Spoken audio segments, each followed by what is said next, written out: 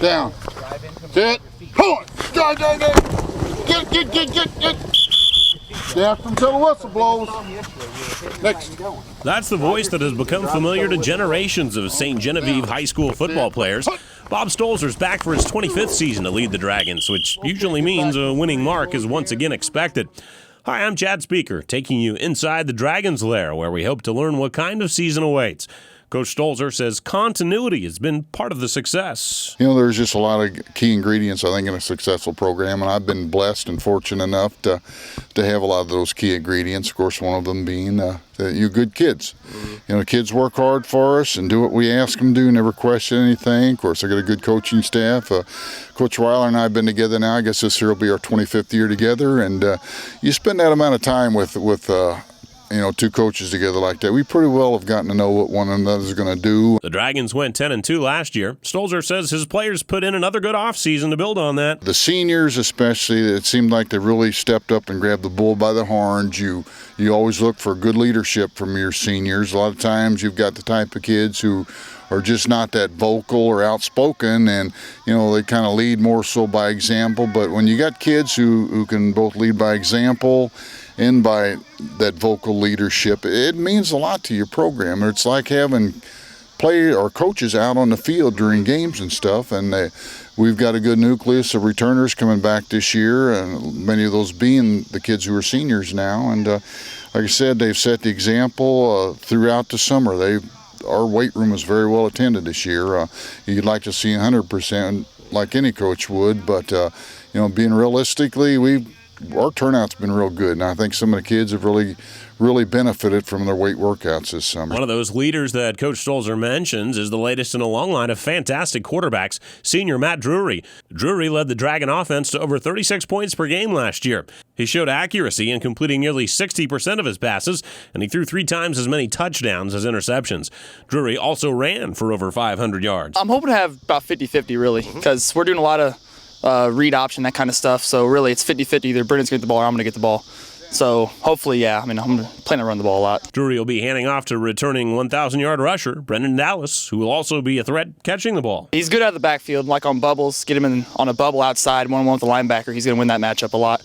Then we go cat. We put him out as a receiver in the middle, and he's fast enough to go past the linebacker, but quick enough to get past the corners and stuff. So he's got a pretty wide skill set. And Dallas has some individual as well as team goals. I definitely want to get over 1,000 yards for sure.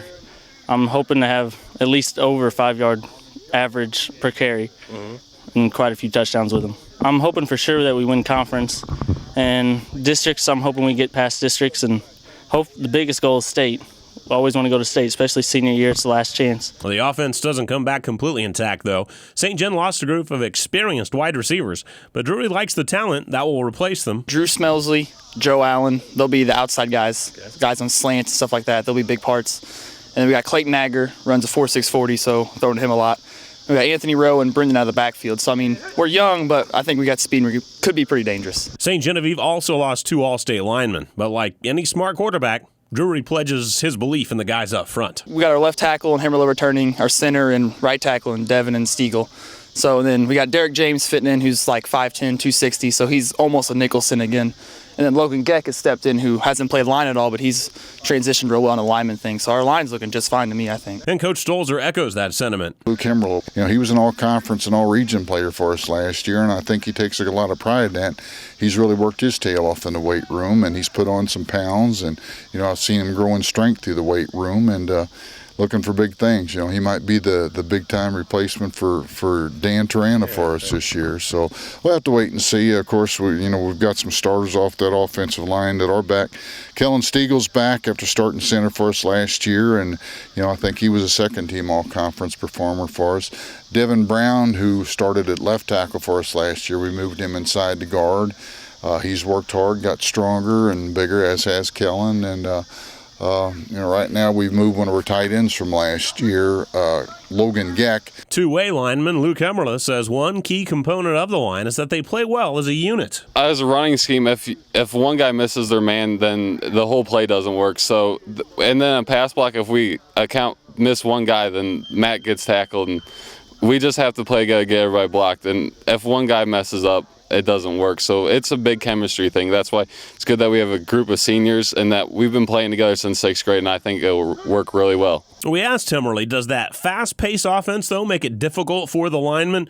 He says not for the ones running it. Since we do it in practice, it's not that much harder. If we did slow down practice, it'd just be the same. So I think it's fine. It really shows, I think, our 3rd and 4th quarters are the best in the game. That's when we make the biggest plays. While the offense returns 6 starters, the defense finds only 4 back.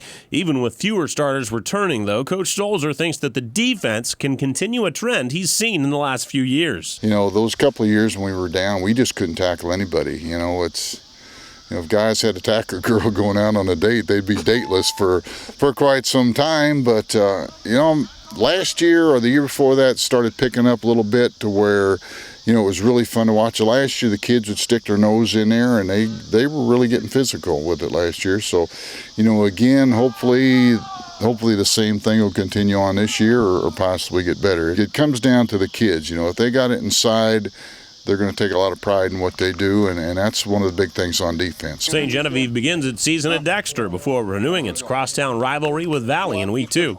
I'm Chad Speaker for Regional Radio Sports.